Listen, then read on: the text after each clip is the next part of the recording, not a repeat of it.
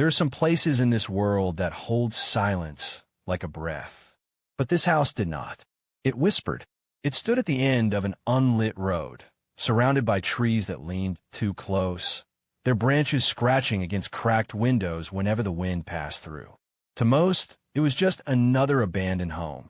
Roof sagging, paint peeled into flakes that scattered across the porch like dead skin. But to those who lived nearby, it was something else entirely. A place they crossed the street to avoid. A place where children dared each other to knock, but never stayed long enough to see what answered. The house had a reputation. People claimed it spoke. Not loudly, not in voices that echoed. Low, insistent whispers. Threads of words too faint to be understood, yet too distinct to be mistaken for mere creaks of wood or drafts of air. When Daniel first heard of it, he laughed. A man in his late 20s, raised on horror movies and ghost stories. He thought he was immune to tales meant to frighten children. He didn't believe in curses or haunted houses. But curiosity has always been the first step toward ruin. It was autumn when Daniel arrived at the small town, seeking solitude after a breakup that had left him restless. He rented a modest apartment nearby and quickly learned of the house from locals at the diner. They spoke about it in hushed tones, glancing over their shoulders as if the house itself might overhear. "You'll hear it if you're close enough," one of the waitresses said, her voice trembling despite her attempt at humor. "It doesn't want you inside. Not at first. It wants you to listen." That was enough to plant the seed in Daniel's mind. One night, after too many hours alone with his thoughts, he decided to see it for himself. The road to the house was darker than he expected. His flashlight beam seemed swallowed by the trees, revealing only shifting shadows and the crunch of brittle leaves underfoot. When the house finally came into view, Daniel paused. It was worse in person. Every window was blackened with grime, like empty sockets in a skull. The porch sagged, each step bowing under invisible weight. The air smelled damp, thick with rot. And then he heard it. At first, he thought it was the wind, soft, indistinct, curling between the branches.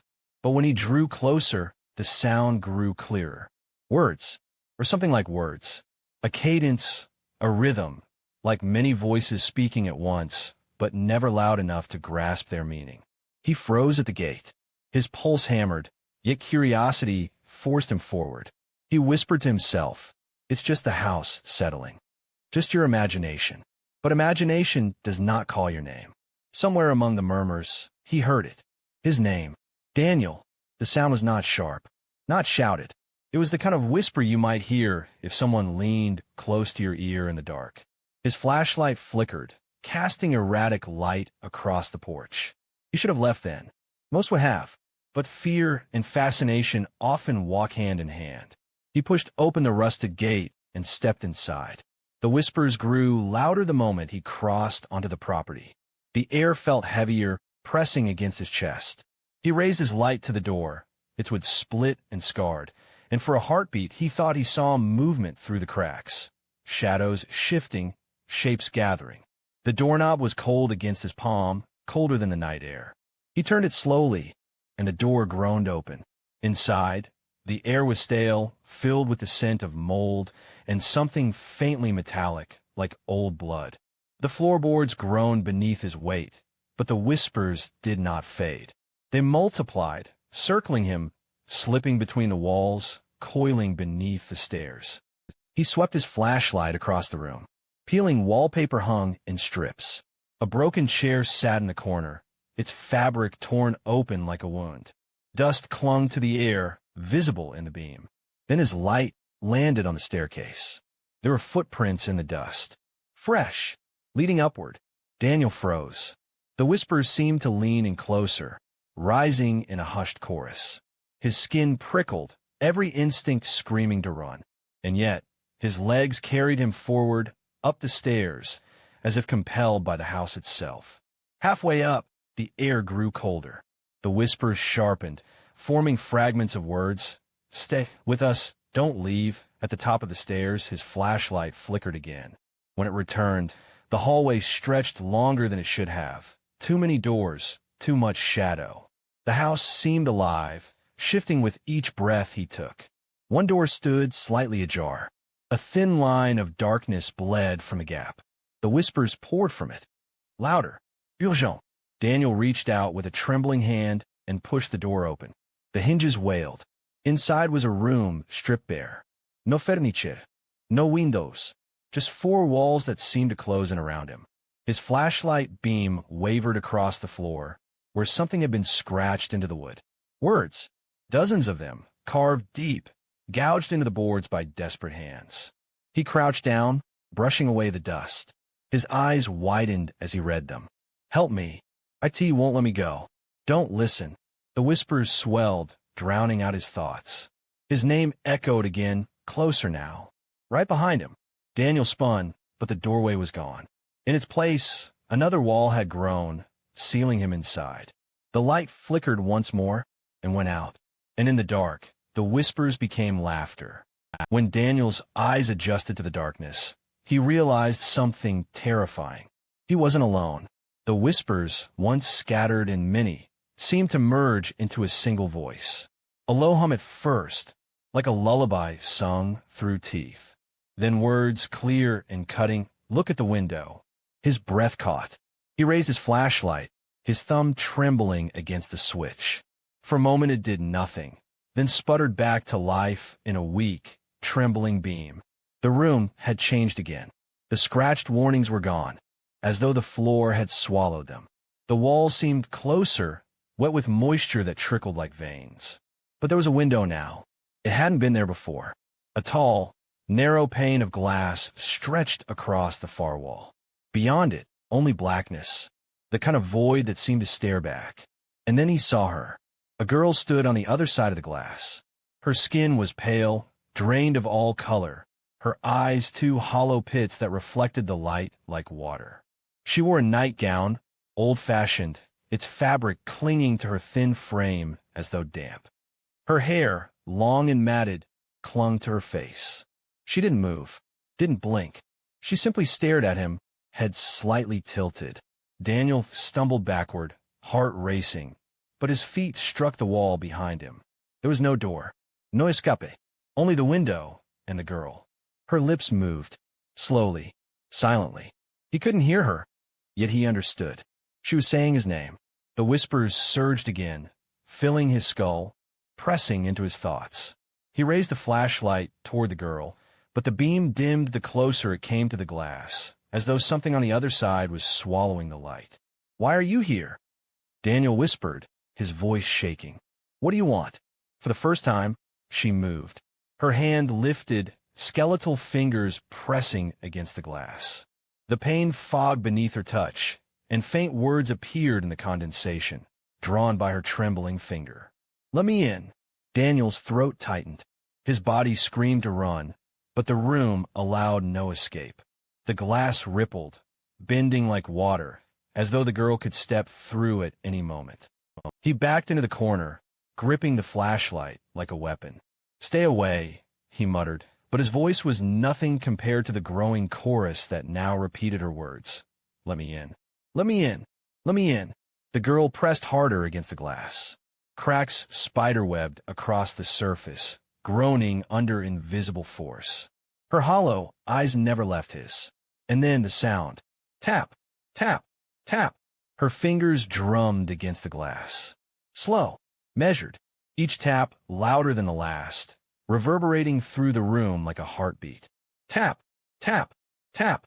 Daniel clamped his hands over his ears, but the sound seeped through his skin, through his bones, rattling inside his skull. The glass finally split.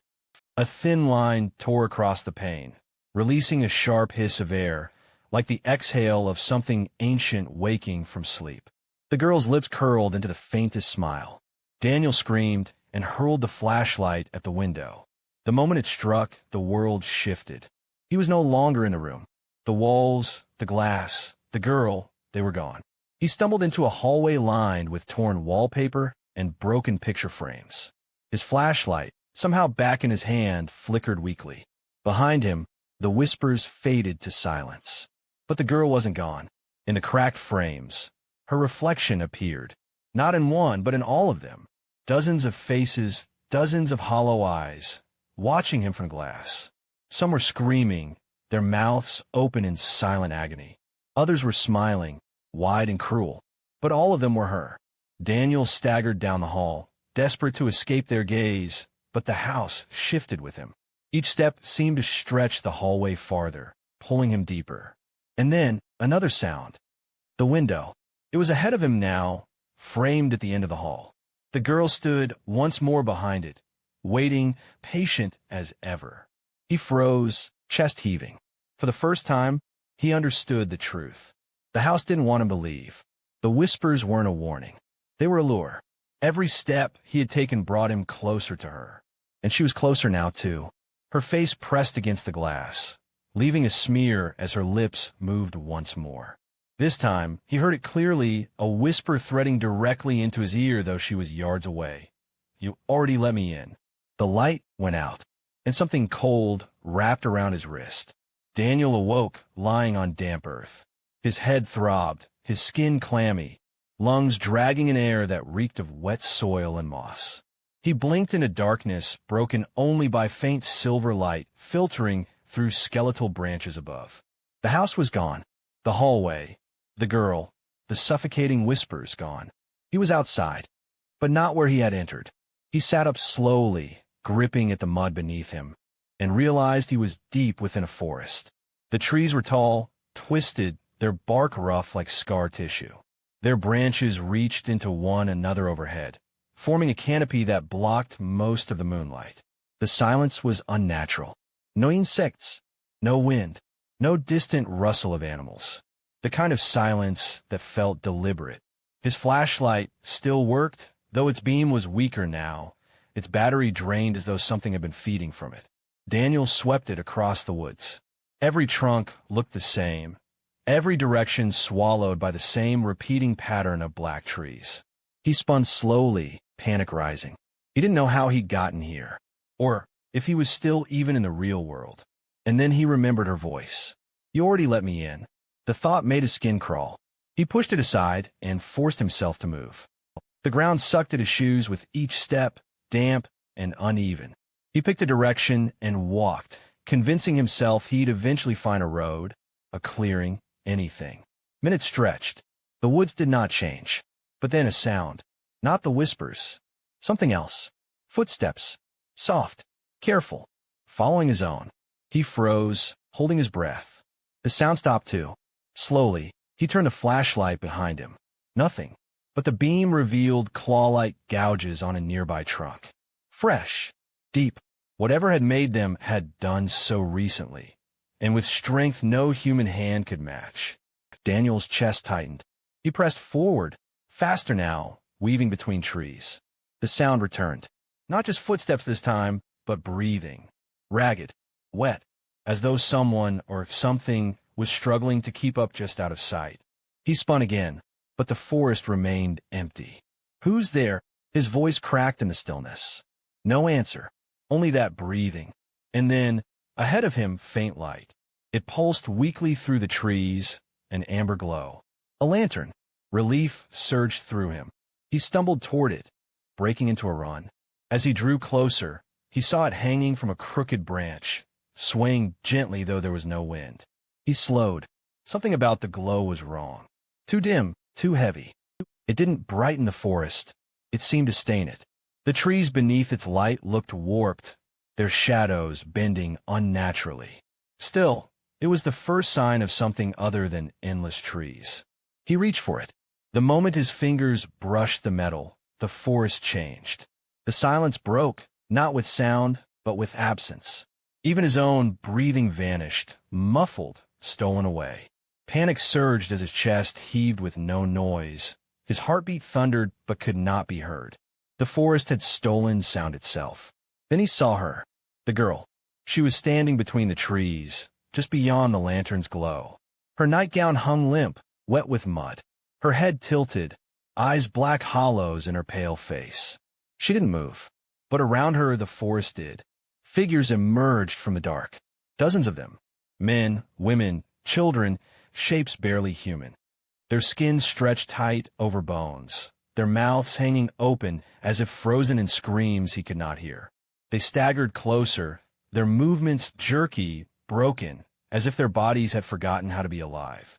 Daniel stumbled back, clutching the lantern. Its sickly light pushed them away slightly, their forms twitching at its edges.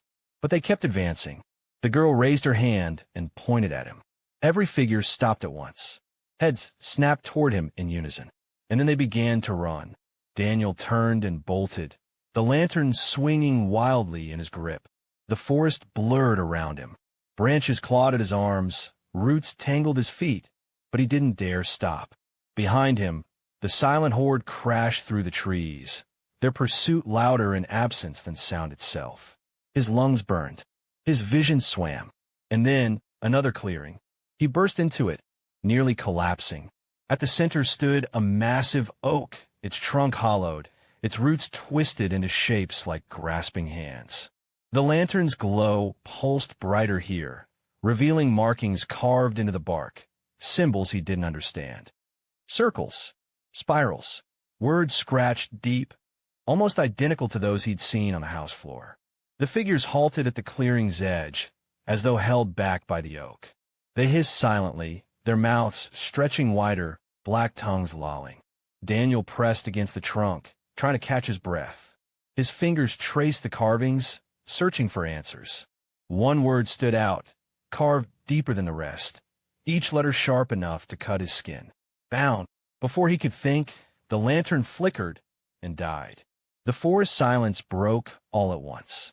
The whispers returned, louder, fiercer, pouring from the trees, the soil, the hollow oak itself. They drowned his thoughts, coiling through his skull until one voice rose above the rest. Her voice. You can't leave. You're mine now. From the shadows at the clearing's edge, the girl stepped forward, and the others followed. The girl advanced, each step silent despite the dead leaves that should have crackled beneath her feet. The others followed, hollow-eyed, slack-jawed, their forms staggering unnaturally as though strings pulled them forward. Daniel pressed his back against the massive oak, praying the carvings meant something, anything that could protect him. His mind raced. Bound. What did it mean? Bound to what? To her? The whispers rose like a storm, crashing over one another until they pressed into him from every side. Some begged for help. Others screamed in agony. And some, low and guttural, commanded obedience. Daniel shut his eyes. He wanted to vanish, to wake up in his apartment. But when he opened them again, the forest was gone. He was back inside the house. The transition was seamless, cruel. The air turned stale, thick with the rot of mold and damp wood. Dust swirled in the faint light, his lungs burning with every breath. He was standing in the hallway again, the torn wallpaper hanging like dead skin from the walls. Only this time, the house was not silent. He heard it immediately, the creak of something moving above him, the groan of weight pressing against old wood. And then, faint but distinct, the sound of whispers seeping from beneath the floorboards. Daniel staggered backward, heart hammering. He wasn't alone. He lifted the lantern, though its glow had soured, casting more shadow than light. The whispers grew louder, focused beneath his feet, as though dozens of voices pressed against the underside of the boards. He knelt down, pressing his ear to the floor, and he heard them clearly. Help us. She won't let us go. You let her in. Daniel recoiled, scrambling back, his breath shallow. He wanted to run, but the hallway stretched too far, wrong in its angles. Every door seemed to multiply, endless, each one slightly ajar as though waiting for him. The creak above returned. He looked up just as something scuttled across the ceiling. Not walking, not crawling, scuttling, like a centipede with too many limbs. Its shadow slid across the cracked plaster, limbs bending at impossible angles. The voices beneath the floorboard screamed. Daniel covered his ears, but it didn't help. They weren't in his ears anymore. They were in his head. Every scream pierced like nails, until one voice cut through them all. Her voice. Come downstairs. Daniel froze. He hadn't seen a staircase leading down. But now, at the end of the hallway, a door waited. Its wood was darker than the rest, swollen with moisture, and a faint draft of cold air seeped from beneath it. He didn't want to open it. Every instinct screamed no, but his body betrayed him, drawn forward by something stronger than his will. His hand gripped the knob, slick and cold, and turned. The door yawned open, revealing a staircase descending into blackness. The lantern flickered violently, nearly extinguished but clung to life. Daniel stepped down. The air grew colder with each step. Damp. Heavy. The sound of dripping water echoed in the darkness, rhythmic and cruel. The whispers quieted now, replaced by something worse, breathing. Deep. Slow. Not his own. The basement floor squelched beneath his shoes, covered in muck and rot. He lifted the lantern high, and the light revealed what the voices had tried to warn him about. The floor was not solid. It was made of boards loosely nailed together, and through the gaps, he could see movement. Fingers, dozens of them, pressed upward from the darkness below. Skin gray and torn, nails cracked. They clawed at the boards, straining, desperate to break free. Daniel staggered back, ball rising in his throat.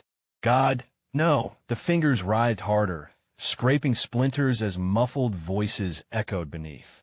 Pleading, begging, screaming. And then one of the boards cracked. A hand shot through, grasping at his ankle.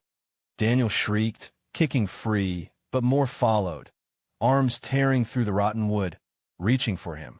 Faces pressed up against the gaps, mouths opening in silent screams. The lantern light swayed, casting shadows across the walls, and Daniel realized the basement stretched far deeper than it should. The walls seemed endless, lined with shapes. He stepped closer, shaking. They weren't walls. They were cages. Rust-eaten bars held skeletal figures, their eyes sunken, their lips peeled back from teeth in grotesque smiles. Some moved weakly, as though still alive. Others were long dead, yet their jaws still worked, forming whispers without breath. The air thickened, heavy with decay. Daniel stumbled, almost dropping the lantern. That's when he saw it.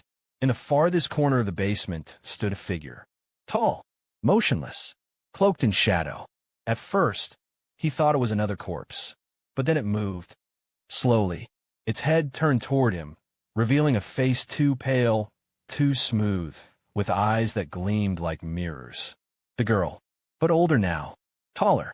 Her features stretched and sharpened, her hair darker, dripping as if waterlogged.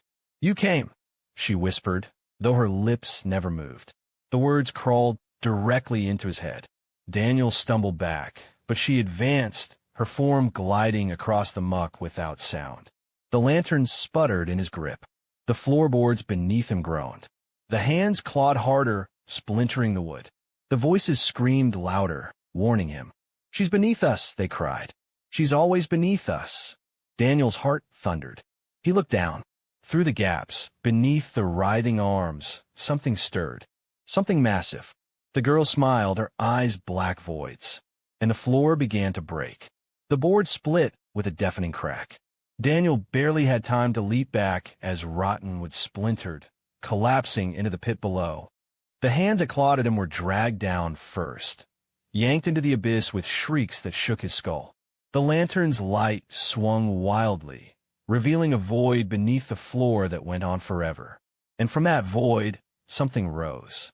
He saw only fragments at first, a slick mass shifting in the dark, the faint glint of teeth too long to be human. The air filled with a stench of stagnant water, rot, and something chemical like bleach soaked into flesh. The girl stood still at the far corner, her expression unreadable, her eyes locked on him. Then, slowly, she whispered, "Answer it." Daniel's chest heaved. Answer what? That was when he heard it. A ringing. At first faint, almost imagined, then louder, clearer. A phone. Somewhere in the basement, an old rotary phone was ringing. The sound cut through the screams, and the cracking wood, cold and deliberate. He scanned the walls with the lantern. There, on a small table, half buried in muck, sat the phone. Black, dusty, its cord frayed and vanishing into the floor. The dial spun slowly on its own, though no one touched it. The girl's head tilted, her smile spreading too wide. If you don't, it'll come. The boards buckled again. Whatever was beneath them was climbing higher. Daniel stumbled forward, nearly slipping in the muck, and snatched up the receiver with shaking hands. The ringing stopped instantly. The silence that followed was heavier than anything before. He pressed the phone to his ear. For a moment, there was nothing. Then breathing. Vet. Close. Hello. Daniel whispered. A voice answered. Not hers. Not the whispers. Something older. Deeper. It growled through the line, distorted as if spoken underwater. You should not have let her in. Daniel froze. His mouth went dry. What is she? The voice hissed. Words broke apart, fragmented, as though several voices spoke at once. She is hunger. She is the door. She's what waits beneath. Daniel's hand trembled on the receiver. Then what do I do? The voice laughed. Low, bitter, endless. There is no doing. You've already chosen. And then, click. The line went dead. Daniel lowered the receiver, heart pounding. The girl was gone. But the lantern light swung back toward the broken floor, and his stomach dropped. Something was climbing out. The void shifted, boiling like black water, and a massive shape clawed upward. Its hands, if they could be called hands, were too large, too jagged, each finger ending in hooks of bone. The boards tore apart as it pulled itself higher. Its head emerged, slick and eyeless, its jaw splitting wider and wider until it reached its chest, teeth spiraling back into a throat that had no end. Daniel ran. He bolted up the stairs 2 at a time, the lantern flaring violently as if terrified itself. Behind him, the thing's roar shook the walls, rattling dust from the ceiling. He slammed the basement door shut and kept running, sprinting through the endless hall. But the house was changing again. Every door he passed opened on its own. Behind each one, he caught glimpses, moments frozen in time. A girl crying in the corner of a room. A man hanging from a beam, swaying slowly. A mother clutching a child that did not move. Their eyes followed him as he ran. The phone rang again. This time it was upstairs. Daniel skidded to a halt. His pulse thundered. The phone's shrill cry echoed through the house, coming from above. Against every ounce of reason, he climbed. The second-floor hallway was worse than before. The doors were gone now, replaced by windows. Dozens of them. Each one revealed the girl standing outside, her hollow eyes pressed against the glass, her lips curling in that same smile. The phone sat at the far end of the hall on a small table. Black. Waiting. Daniel approached cautiously, his hands shaking. The windows rattled as the girl tapped against them. Top! Top! Top! Top! The sound was in rhythm with the phone's ring. He picked it up. Again, silence. Then a whisper. Her whisper. You answered. Daniel's throat tightened. What do you want from me? Her laughter was soft, childlike, but it twisted into something guttural by the end. I don't want anything. I already have you. The line went dead. Every window shattered at once. Glass exploded inward, showering the hall. The girl stepped through each broken pane, dozens of her, filling the hallway with copies of the same pale face, the same hollow eyes. Their footsteps were silent as they moved toward him in unison, arms reaching. Daniel dropped the phone and ran. The hall stretched longer, impossibly long, the floor bending beneath his feet. His lantern sputtered, nearly out. Behind him, the copies of her broke into a run. He didn't look back. Couldn't. But he heard them. Whispers. Laughter. The tapping of fingers closing in. And then, the hall ended in a door. He threw it open and fell inside. Darkness swallowed him whole. Daniel landed hard on wooden boards, the lantern clattering from his hand. Its dim light rolled across the floor, revealing another room. Smaller, older, suffocating. The air was damp, filled with the heavy stench of mildew and stagnant water. The door behind him slammed shut. Silence followed. Not the still silence of the forest. Not the smothering quiet of the house before the whispers. This was different. The silence of being watched. Daniel forced himself to stand, clutching the lantern. His ribs ached from a fall, his throat raw from breathing too hard. He lifted the light. The room was bare except for a bed shoved into the corner. Its frame was rusted, the mattress sunken, yellowed with stains he didn't want to identify. The sheets clung damp to its surface, wrinkled as though someone had just gotten out of them. Daniel's skin prickled. On the far wall, a single window sat crooked in its frame. Beyond it, nothing but blackness. No trees, no moonlight. Only void. The lantern flickered. He turned slowly, scanning the shadows. And then he saw it. The impression. On the bed. The sheets shifted as though invisible weight pressed against them, sinking into the mattress. The air grew colder, a breath of frost curling across his skin. Daniel's voice cracked when he whispered, "Who's there?" The sheets moved again, and then the whispers returned. Not around him, not beneath him. Directly in his ear. "You invited me." Daniel spun, but no one was there. His chest heaved, his pulse screaming. He stumbled toward the door, clawing at the knob, but it refused to turn. Locked. Sealed. The lantern dimmed again, shadows thickening. The sheets on the bed shifted more violently, as though someone, or something, was sitting up. And then he saw her. Not in full, not like before. Just a reflection. In the glass of the window, the girl sat on the bed, her hair tangled and wet, her pale hands folded neatly in her lap. Her eyes were darker now, black pits swallowing her face. But when Daniel looked back at the bed, it was empty. He turned again to the reflection. She was smiling. The lantern flared, casting the room in harsh light. And she was no longer confined to the window. She was standing in the corner now, her head tilted at an unnatural angle, her eyes locked on him. Daniel staggered back until his shoulders hit the door. He raised the lantern like a shield. "Stay away." Her smile widened. Her lips barely moved, but the words filled the room, crawling over the walls and into his skull. "You brought me home." Daniel's stomach dropped. His mind raced back through every step, the whispers, the window, the phone. He hadn't escaped the house. He had only carried her with him. She took a step forward. The lantern shook violently in his hand. He swung it toward her, but the light bent, warping around her figure. Shadows stretched unnaturally, swallowing the flame. "You can't fight me," she whispered. "I'm already inside." Daniel screamed and hurled the lantern at her. It shattered, spilling fire across the floorboards. The flames spread quickly, smoke filling the air. The girl didn't move. The fire didn't touch her. She only stood there, smiling through the rising smoke, her hollow eyes unblinking. Daniel coughed, his lungs burning. He stumbled to the window, desperate. He smashed it with his elbow, shattering the glass, and without thinking, climbed through. He expected the forest, the night air, anything. Instead, he fell into another room.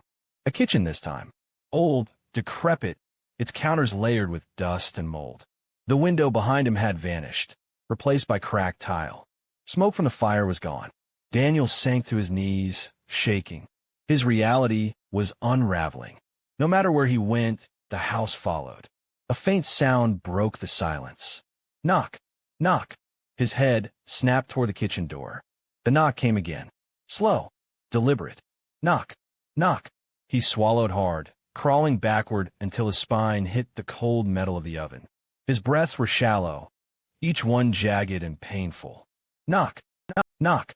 This time, it came from behind him, from the oven door. He froze, unable to move, unable to breathe. Slowly, the oven handle rattled. Then the door creaked open on its own, revealing nothing but blackness inside. From that darkness, two pale hands emerged. Thin, vet, fingernails cracked and blackened. They gripped the edges of the oven and pulled, and she crawled out. The girl unfolded herself from the impossible space, her limbs bending at angles that should have broken bones. She spilled onto the kitchen floor, her hair trailing in strands of dark water, her gown clinging to her twisted form. Daniel screamed, scrambling to his feet. He ran for the kitchen door, but slammed shut in his face. Behind him, the girl rose slowly, her joints popping as she straightened, her smile never faltering. She whispered one word, "Mine." The lights went out, and something cold pressed against the back of Daniel's neck. Daniel couldn't move. The cold pressed into the back of his neck, seeping through skin and bone, rooting him to the kitchen floor. His breath came in sharp gasps, each one visible in the suffocating darkness. He wanted to turn, to fight, but but his body betrayed him, locked, frozen, paralyzed by something deeper than fear. Her voice slid into his ear, close enough that he could feel the damp of her breath. "You want to know where I came from?" The cold intensified, creeping down his spine like claws. The darkness bent, swallowing the kitchen hole. When Daniel finally blinked, the room was gone. He stood outside, but not in the forest. The air was different here, heavier, unmoving. A moonless sky stretched overhead, blank and empty. The ground beneath his shoes was damp earth, freshly disturbed. And around him, the silhouettes of crooked headstones stretched into the distance, leaning at impossible angles. A graveyard. Daniel staggered, clutching his chest. His lungs fought for air that felt too thick to breathe. His eyes swept the landscape, searching for her. The whisper came immediately. Over here, at the far edge of the graves, she stood. Not a child this time. Not the taller, older figure she had been before, but something in between, her body shifting, her face blurred, her form unsettled. She pointed to the ground before her. Daniel approached reluctantly. It wasn't a headstone she indicated. It was a patch of earth, darker, wetter than the rest. An unmarked grave. The soil was freshly churned, as though something had been buried, or unearthed, only moments ago. Daniel's throat tightened. Whose grave is this? Her hollow eyes gleamed. Mine. The earth shifted beneath his feet. Daniel stumbled back as the soil bulged, cracking open.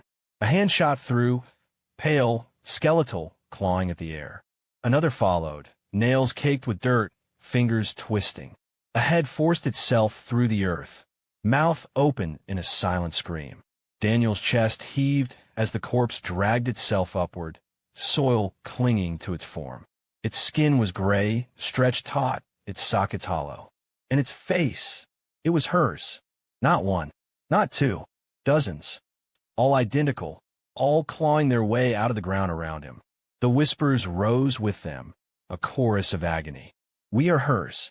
She is ours. She is never alone. Daniel spun, searching for escape, but the graveyard stretched infinitely. The corpses dragged themselves free, their movements jerky, their mouths opening in unison.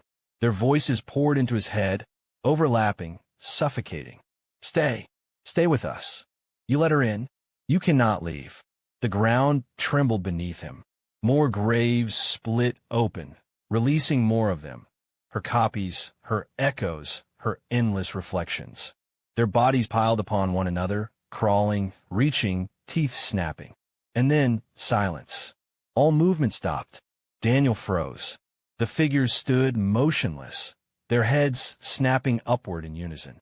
Behind him, the earth split open. A pit yawned wide, swallowing headstones, soil crumbling into the void. From its depths came a sound unlike anything he had heard before. A low groan, ancient and wet, as though the ground itself was alive. The girl stood at the edge of the pit, her form solid now, whole. She smiled, her voice ringing inside his skull. Do you see? This is where I was left. Forgotten. Bound. Daniel's voice cracked. Why me? Why are you following me? Her smile widened, teeth too sharp now. Because you heard me. You listen when no one else would. And once you hear, you belong. The corpses turned their heads toward him, hollow sockets fixed on his face. The whispers returned, louder, screaming, echoing from the pit itself. Daniel stumbled backward, his foot catching on the edge. He fell. The world spun. Soil and stone gave way as he plummeted into the pit. Darkness consumed him, thicker and heavier the deeper he sank. The whispers grew, deafening, layered until his skull throbbed with pressure. And then he hit the ground. The lantern sputtered back to life, revealing not soil, not rock, but wood. Floorboards. He was in a room again. A cellar. Low ceiling. Walls slick with moisture. But this time it was different. The boards beneath him pulsed as though alive, each gap oozing dark water. Daniel dragged himself upright, coughing, gagging on the stench. His hands brushed against the wall and recoiled. It wasn't stone. It was flesh. The walls moved, breathing in and out with a rhythm that did not belong to the living. Veins pulsed across their surface, slick with fluid. And beneath it all, faint voices whispered, muffled, as if trapped inside. Daniel's body trembled violently. He pressed himself against the center of the room, clutching his head.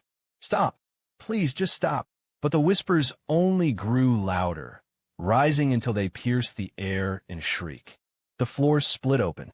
Daniel stumbled back as boards cracked, water rushing upward.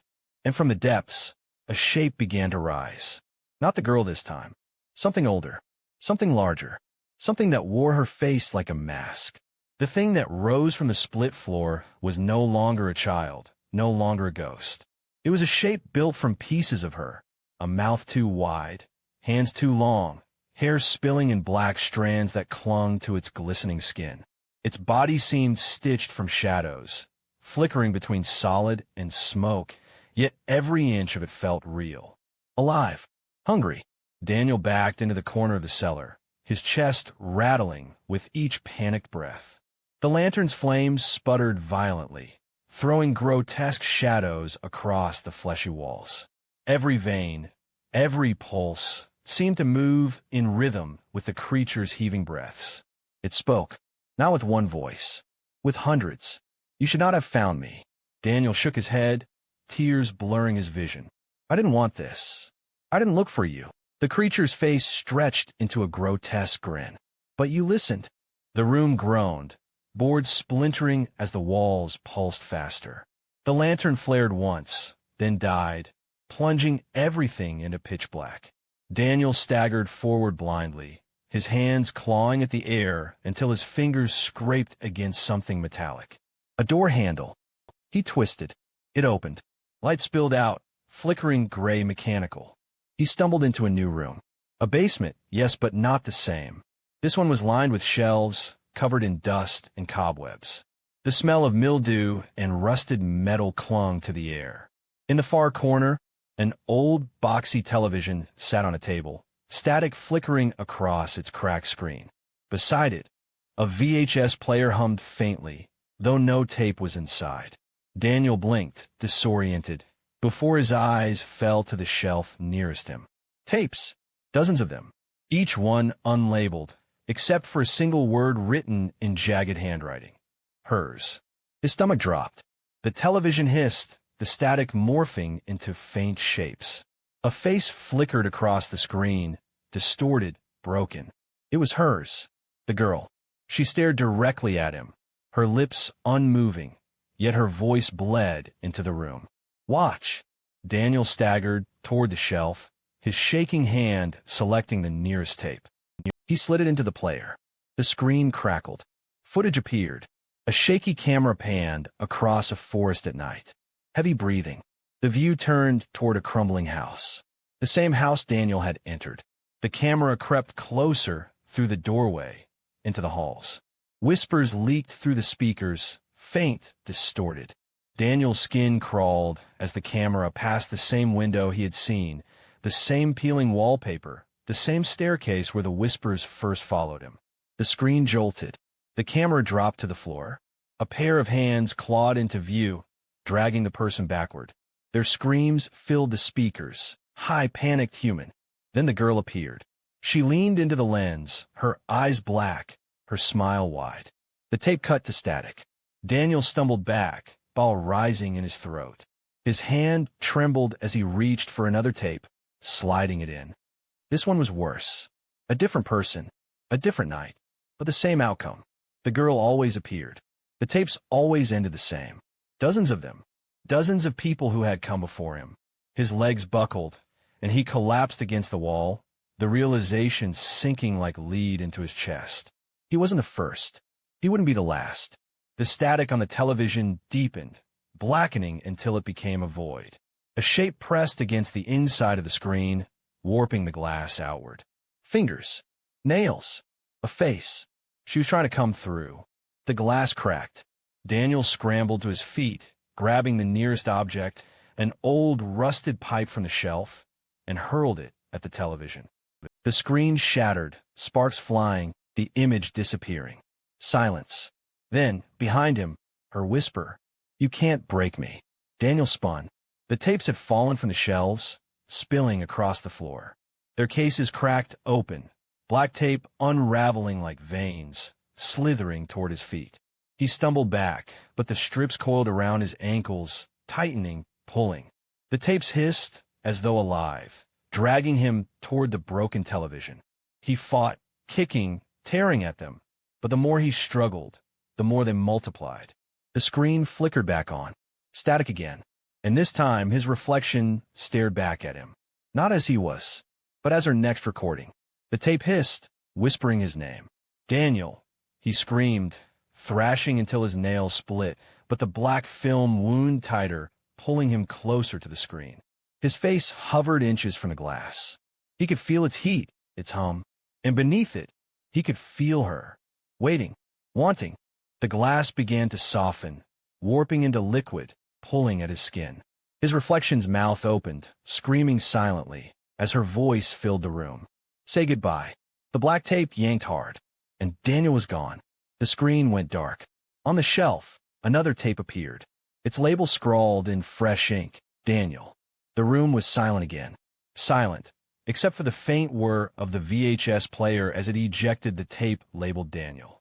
The cassette clattered onto the dusty floor, the reels inside twitching as if they had a life of their own. The television screen flickered, static pulsing, before a new image bled through. Not the girl, not Daniel, but a broadcast. The camera was fixed, unblinking, showing the same basement room from a different angle.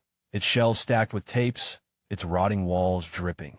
The picture was grainy, washed in a sickly green tint like surveillance footage. And then, faintly, a timestamp appeared in the corner. Live. Somewhere out there, someone was watching. The basement door creaked. Slowly, achingly it opened. Footsteps echoed down the stairs, deliberate, heavy, dragging. A figure emerged into the camera's view. It wasn't Daniel. It was a man, older, his hair unkempt, his eyes hollow. His skin sagged as though years of exhaustion had drained every ounce of life from him. He stared at the television, his body shaking. When he spoke, his voice cracked like old paper. You shouldn't have watched. Static swallowed the words, but the image lingered, burned into the screen. The television in the basement snapped off. The silence that followed was oppressive, thick enough to smother. The reels of the tapes on the floor began to spin, unwinding, spitting black film across the boards. It writhed like snakes, slithering up the shelves, crawling up the walls, until the entire room seemed alive with it. And then came the sound.